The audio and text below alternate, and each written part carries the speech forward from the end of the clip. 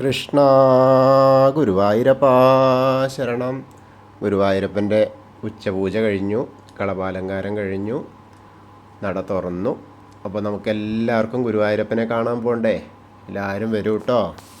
ഗുരുവായൂരപ്പൻ്റെ ചതുർബാഹുവായ വിഗ്രഹത്തിൽ ഏത് രൂപത്തിലാണ് കളഭം കൊണ്ട് അലങ്കരിക്കപ്പെട്ടിരിക്കുന്നത് എന്നറിയാൻ എല്ലാവർക്കും ഭയങ്കര ജിജ്ഞാസയാണല്ലോ. അപ്പോൾ നമുക്കെല്ലാവർക്കും ആദ്യം തന്നെ കിഴക്കേ നടയിലുള്ള ഗണപതിയെ കണ്ട്, ഗണപതി ക്ഷേത്രത്തിൽ പോയി ഗണപതിയെ കണ്ട് വിഘ്നങ്ങളൊക്കെ അകറ്റിയിട്ട് നമുക്ക് ഗോപുരവാതിൽ കടന്ന് അകത്തേക്ക് വരാം. അങ്ങനെ വരുമ്പോൾ ഇന്നിപ്പോൾ ഉദയാസ്തമന പൂജയായിരുന്നു. അത്യാവശ്യം അതിലധികവും തിരക്കായിരുന്നു. ഇന്നലെ ഞായറാഴ്ച തിരക്ക്, എന്നും മഹാക്ഷേത്രമല്ലേ, എന്നും തിരക്ക് തന്നെ. തിരക്കിന് കുറവൊന്നുമില്ല. ആകെ ഒരു കുറച്ച് തിരക്കിന് ശമനം എന്ന് പറയാൻ ആ ചൊവ്വാഴ്ച മാത്രമാണ്. അതും ചില ദിവസം നല്ല തിരക്ക് തന്നെയാവും. അപ്പോൾ നമ്മൾ നേരെ ഗോപുരവാതിലൊക്കെ കഴിഞ്ഞ് നേരെ ആ വാതിൽപ്പടിയുടെ അവിടെ എത്തുകയാണ്. വാതിൽപ്പടിയുടെ അവിടെ എത്തുമ്പോൾ നമ്മളിങ്ങനെ നോക്കിയിട്ട് അകത്തേക്ക് നോക്കുമ്പോൾ ആകെ ഒരു പ്രഭ ഇങ്ങനെ കാണും. അതെന്താ? നെയ്വിളക്കിൻ്റെ പ്രഭയാണേ. നെയ്വിളക്കിങ്ങനെ സ്വർണ്ണ വിളക്കിലിങ്ങനെ നെയ്യ് ഒഴിച്ച് കത്തിക്കുന്ന ആ ദീപപ്രഭയാണ്. പിന്നെ ഭഗവാന്റെ നെറ്റിയിലെ ഗോപിക്കുറിയുടെ പ്രഭയും എല്ലാം കൂടിയാണ് നമ്മളിലേക്ക് എത്തുന്നത്. അങ്ങനെ ഇടതുവശത്തുള്ള നാരായണീയ എഴുതിയ മേൽപ്പത്തൂരിനെ ഒന്ന് സ്മരിക്കുക. അതിനുശേഷം വലതുവശത്തെ ആ നരസിംഹാവതാരം കാണിച്ച തൂണൊന്ന് നോക്കിയിട്ട് തൊഴുക. അങ്ങനെ അകത്തേക്ക് ഇങ്ങനെ നോക്കുകയാണ്. അങ്ങനെ നോക്കുമ്പോൾ കാൽത്തളകളൊക്കെ കാണാനുണ്ട്. കാലിങ്ങനെ മടക്കി വെച്ചിട്ട് ഉള്ളൊരു പൊന്നുണ്ണിക്കണ്ണനെ കാണാനുള്ളത്. അങ്ങനെ പട്ടൊക്കെ എടുത്ത് ഞെറിഞ്ഞെടുത്ത് അരയിൽ കിങ്ങിണിയൊക്കെ ഇങ്ങനെ നല്ല വീതിയിലുള്ള കിങ്ങിണി കാണാനുണ്ട്. അതിൻ്റെ മേലേക്ക് ഇങ്ങനെ നോക്കി വരുമ്പോൾ മാറത്ത് ഗോപീതിലങ്ങൾ കാണാനുണ്ട്, ചെവിപ്പൂക്കൾ കാണാനുണ്ട്, നെറ്റിയിലൊരു ഗോപീതിലകം വെച്ചിട്ടുണ്ട്. അങ്ങനെ നോക്കുമ്പോൾ കൈവളകൾ കാണാനുണ്ട്. ഒരു കയ്യിൽ വെണ്ണ ഉരുളുണ്ട്, മറു കയ്യിൽ പൊന്നോടക്കുഴലുണ്ട്. അങ്ങനെ വെച്ച് ഇരിക്കുക. കാലുമ്മൽ ഒന്നിങ്ങനെ കാല് കയറ്റിയിട്ട് ഇങ്ങനെ വളരെ നല്ല ഒരു അലങ്കാരമാണ്, കളഭം കൊണ്ടുള്ള അലങ്കാരം. അതിനുപരി ഇന്ന് ശരിക്കും ശ്രീലകത്തേക്ക് നോക്കുകയാണെങ്കിൽ നമ്മൾ ഒരു ഫോട്ടോ ഫ്രെയിം ചെയ്ത് വെച്ച ആ ഒരു പ്രതീതിയാണ്. അതേമാതിരി എവിടെയില്ല, ഒക്കെ ഒരേ പോലത്തെ പൂക്കളാൽ അലങ്കാരമൊക്കെ ഒരേ മാതിരിയുള്ളത്. ഇന്ന് ഉണ്ടമാലയാണെങ്കിലും തിരുമുടിമാലയാണെങ്കിലും ഒക്കെ നല്ല രസമായിട്ടുള്ള ഇതാണ്. വെളുത്ത മാല ഇങ്ങനെ ആദ്യം, പിന്നെ താമര പൂവിൻ്റെ ഇതളുകൾ ഇങ്ങനെ കൂടിയിട്ടുള്ള മാല, രണ്ട് ഉണ്ടമാലകൾ. നല്ല തടിച്ച ഉണ്ടമാല എന്ന് പറയാൻ പറ്റില്ല, അതുകൊണ്ടാണ് പറഞ്ഞത്.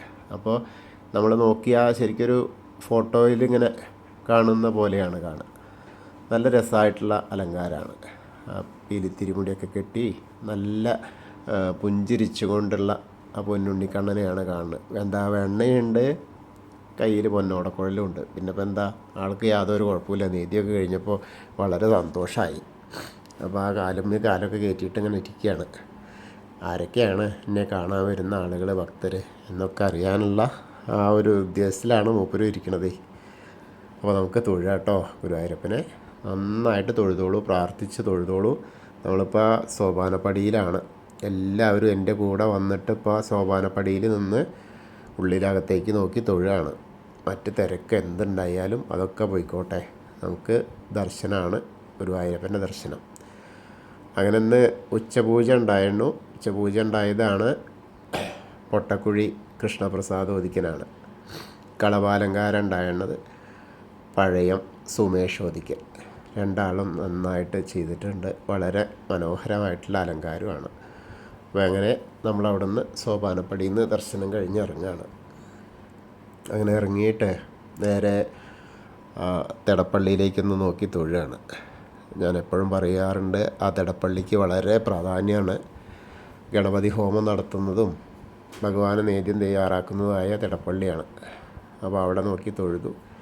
പിന്നെ ആ നേദ്യത്തിൻ്റെ സമയത്ത്, ആ പൂജാ സമയത്ത് ആ തൂവുന്ന സ്ഥലം, അഗ്നികോണ്, അവിടെ ആ ഒരു വെലിക്കല്ലുണ്ട്, അതൊന്ന് നോക്കി തൊഴുതു. പിന്നെ സപ്തമാതാക്കളെ തൊഴുതു. അങ്ങനെ നമ്മൾ വിഘ്നേശ്വരൻ്റെ അടുത്തേക്ക് വരികയാണ്. വിഘ്നേശ്വരനെ കണ്ടു തൊഴുകയാണ്. നന്നായിട്ടുള്ള ചന്ദനം കൊണ്ടുള്ള ചാർത്തൊക്കെ ഉണ്ട്. കൊമ്പും തുമ്പി കൈയൊക്കെ ഇങ്ങനെ ആയിട്ട് വലിയൊരു വട്ടപ്പൊട്ടൊക്കെ വെച്ചിട്ടുണ്ട്. മാലകളും ഉണ്ടെന്ന് പറയാം. അപ്പോൾ എല്ലാവരും മനസ്സിരുത്തി തൊഴുതോളൂ. ഏകദന്തം മഹാകായം ദപ്തകാഞ്ചന സന്നിഭം ലംബോദരം വിശാലാക്ഷം വന്ദേഹം ഗണനായകം. അങ്ങനെ കണ്ടു തൊഴുത് ബാക്കിലേക്ക് തിരിഞ്ഞാൽ സരസ്വതി ദേവിയുടെ ഫോട്ടോ കാണാം. 2 മാലകളുണ്ട്, വെളുത്ത മാലയുണ്ട്, ഒരു തുളസി മാലയുണ്ട്. സരസ്വതി നമസ്തുഭ്യം വരദേ കാമരൂപിണി വിദ്യാരംഭം കരിഷ്യാമി സിദ്ധിർഭവതു മേ സദാ. അങ്ങനെ സരസ്വതി ദേവീനെയും കണ്ടു തൊഴുതു. പിന്നീട് ഇങ്ങനെ ആ സൈഡിൽ കൂടെ അങ്ങനെ വരുമ്പോൾ ആ ചെറിയ ഗണപതിയുണ്ട് ആ മൂലക്കിൽ, അവിടെ ഒന്ന് കണ്ട് തൊഴുത് അങ്ങനെ പുറകുവശത്ത് കൂടെ അങ്ങനെ വന്ന് മത്സ്യം, കൂർമ്മം, വരാഹം, നരസിംഹം വരെയുള്ള രൂപങ്ങൾ മേൽശാന്തിരിക്കണതിൻ്റെ അവിടെ. ഇന്നിപ്പോൾ അവിടെ കൃഷ്ണപ്രസാദം ഇരിക്കുന്നുണ്ട്, പ്രസാദമൊക്കെ വാങ്ങാം.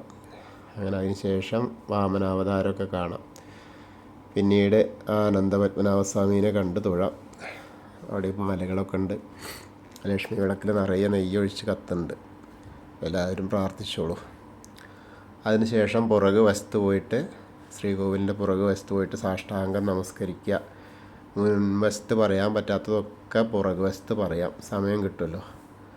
അങ്ങനെ അവിടെ തൊഴുത് ഇനി ബാക്കിയുള്ള ദശാവതാര വിഗ്രഹങ്ങളൊക്കെ കാണാം. രാമനും 3 രാമന്മാരെയും കാണാം. പിന്നെ ബാക്കി കൽക്കി ജനാർദ്ദനൊക്കെ കാണാം. അവസാനം കണ്ണനെ കാണാം. കൃഷ്ണപ്രതിമയിലും ഉണ്ടെന്ന് അറിയുക, തുളസിമാലയൊക്കെ ചാർത്തിയിട്ട്. പിന്നെ മുരുകനെ കാണാം. മുരുകനെ കണ്ട് തൊഴാം. ഭസ്മാഭിഷേകം കഴിഞ്ഞിരിക്കുകയാണ്. പിന്നെ ഹനുമാൻ സ്വാമീനെ കണ്ട് തൊഴാം. ഹനുമാൻ സ്വാമിയെ കണ്ട് തൊഴുത് അവിടെ നിറയെ സിന്ദൂരം കുങ്കുമം കൊണ്ടൊക്കെ അഭിഷേകമാണ്. ഒരു താമരമാലയുണ്ട്, ഒരു വെളുത്ത മാലയുണ്ട് ചാർത്തിയിട്ട്, തുളസി മാലയുണ്ട്. പിന്നെ രാധാകൃഷ്ണ വിഗ്രഹമൊക്കെ കണ്ട് തൊഴുത് ഓവിൻ്റെ അവിടെ ഒന്ന് പ്രാർത്ഥിക്കുക. അത് കഴിഞ്ഞ് അകത്തേക്ക് ആ ഗ്രില്ലിനപ്പുറത്ത് കിടന്ന താമരക്കണ്ണനെ കണ്ട് തൊഴാം. അത് കഴിഞ്ഞ് മണിക്കിണറെ നോക്കി തൊഴാം. പിന്നെ നൃത്താറയിലേക്ക് നോക്കിയാൽ കിടാവിളക്ക് ഇങ്ങനെ ഇരുന്ന് കത്തണം. നമ്മുടെ കണ്ണൻ നൃത്തം ചെയ്യുന്നതായിട്ട് സങ്കല്പിക്കുക. അപ്പോൾ അവിടെ കണ്ണൻ നമ്മൾ ഏത് രൂപത്തിലാണോ നമ്മൾ നൃത്തം ചെയ്യുന്നതായിട്ട് സങ്കല്പിക്കുന്നത് ആ രൂപത്തിൽ നമ്മുടെ മനസ്സിൽ വന്ന് കളിയാടും. അങ്ങനെ അവിടെ കണ്ട് തൊഴുതു.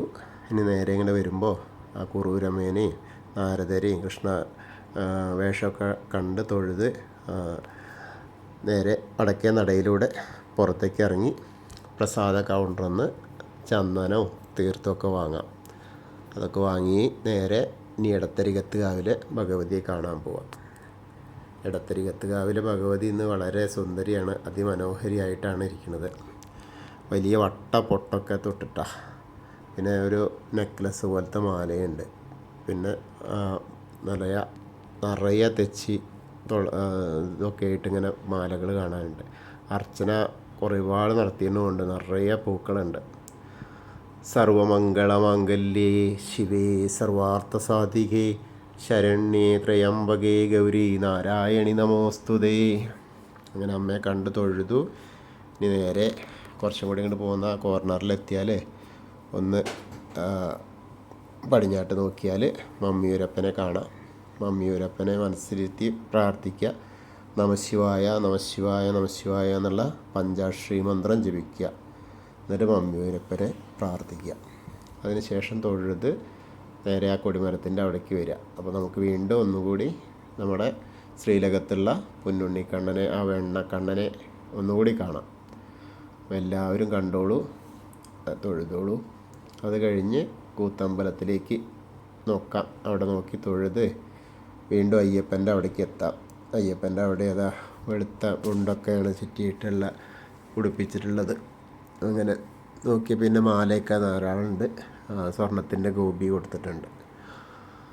ഭൂതനാഥ സദാനന്ദ സർവഭൂതദയാപര രക്ഷ രക്ഷ മഹാബാഹോ ശാസ്തേ സ്തുഭ്യം നമോ നമ. അങ്ങനെ അയ്യപ്പൻ്റെ അവിടെ ഒന്ന് പ്രദക്ഷിണം ചെയ്ത് നമ്മൾ പടിഞ്ഞാറേ നടയിലേക്ക് വരികയാണ്. അപ്പോൾ ആ ദീപസ്തംഭം കാണാം. ദീപസ്തംഭത്തിൻ്റെ മുകളിലുള്ള വേണുഗോപാല സ്വരൂപം കാണാം. അതുപോലെ കുറച്ചിങ്ങോട്ട് ബാക്കിലേക്ക് നിന്ന കൊടിമരം കാണാം. അതിൻ്റെ മുകളിലത്തെ വേണുഗോപാല സ്വരൂപം കണ്ട് തൊഴാം. ഒന്നും നമ്മൾ ഉച്ചപൂജയും കളഭാലങ്കാരവും ഒക്കെ കണ്ട് തൊഴുതുട്ടോ. എൻ്റെ കൂടെ വന്നിട്ട് എല്ലാവർക്കും ആ ഗുരുവായൂരപ്പൻ്റെ ആ തൊഴുത അനുഗ്രഹം ഉണ്ടാവും. ഹരേ കൃഷ്ണ.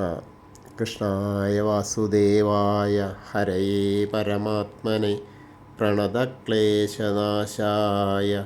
ഗോവിന്ദായ നമോ നമഃ. ഹരേ കൃഷ്ണ. ഗുരുവായൂരപ്പാ ശരണം.